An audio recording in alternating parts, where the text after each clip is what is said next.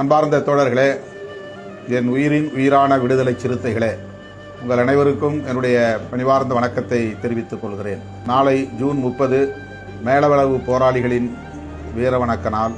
மேலவளவில் நிறுவப்பட்டிருக்கிற விடுதலை களம் என்னும் நினைவிடத்தில் மலர் தூவி வீரவணக்கம் செலுத்த ஏற்பாடுகள் நடந்து வருகின்றன. 12 மணியிலிருந்து 2 மணி வரையில் நமக்கு காவல்துறை அனுமதி அளித்துள்ளது. மகிழுந்து போன்ற 4 சக்கர வண்டிகளில் இயக்கத்தின் முன்னோடிகள் பயணம் செய்ய வேண்டும் என்று கேட்டுக்கொள்கிறேன். நாளுக்கு நாள் நம்மிடையே கட்டுப்பாடு வலுப்பெற வேண்டும், ஒழுங்கு மேன்மையுற வேண்டும், முதிர்ச்சி வெளிப்பட வேண்டும். ஆகவே முன்னணி தோழர்கள் பொதுமக்களின் போக்குவரத்துக்கு இடையூறு செய்யக்கூடிய வகையில் தோழர்களின் பயணம் அமையக்கூடாது.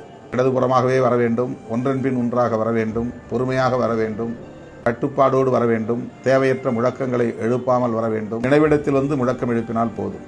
நம்முடைய கட்டுப்பாடு நம் வளர்ச்சிக்கு மிக மிக அடிப்படையான தேவைகளுள் ஒன்றாகும். ஆகவே மேலவளவுக்கு வரக்கூடிய தோழர்கள் பாதுகாப்பாக வர வேண்டும், கட்டுப்பாடாக வர வேண்டும். இந்த நிகழ்ச்சி சிறப்பாக நடந்தேற வேண்டும், வெற்றிகரமாக நடந்தேற வேண்டும்.